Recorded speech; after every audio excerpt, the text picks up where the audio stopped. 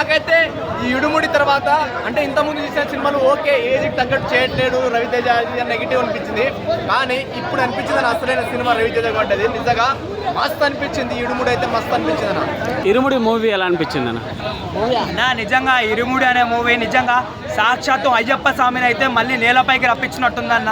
నిజంగా థియేటర్లు కావాలి, నిజంగా పెద్ద పెద్ద పడి పూజలు చేసే దేవాలయాలని చెప్పుకోవచ్చు, అంతలాగుంది. నిజంగా ఫాదర్ అండ్ ఏమంటారు వాళ్ళ కూతురు రిలేషన్షిప్ ఉందన్న సినిమాలో. ఆ పాపకైతే నేషనల్ అవార్డు ఇచ్చేయండి అన్న, అంత బాగా యాక్టింగ్ చేసిందన్న పాప.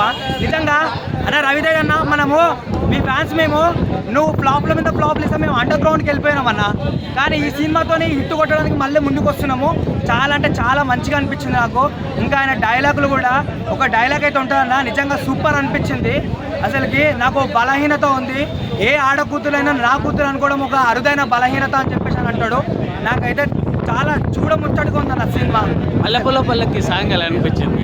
అంటే మనం పెద్ద పెద్ద ఐటమ్ సాంగ్లకి మనము సీట్ల మీద ఊగుతాం, కానీ ఒక భక్తి డివోషనల్ సాంగ్కి ఊగడం ఫర్ ది ఫస్ట్ టైం నాకు తెలిసి ఒక ఏ ఇండస్ట్రీలో అయినా సరే అంతగానం తీసుకొచ్చిండు.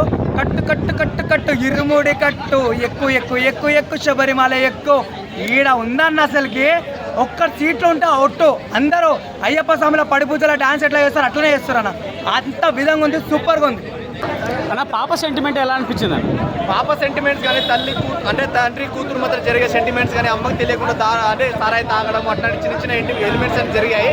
సో నిజంగా వాళ్ళు చేసే పనులు అయితే చాలా బాగుంటుంది. ఇంకొకటి ఏంటంటే ఒక క్లైమాక్స్లో నడుపుతాడన్న, నిజంగా ప్రతి ఆడపిల్ల వెంబడి ఒక తండ్రి ఉంటాడు, ప్రతి ఊరు వెంబడి ఒకడు ఉంటాడు అని చెప్పేసి ఏం నరుకుతాడన్న రవితేజ.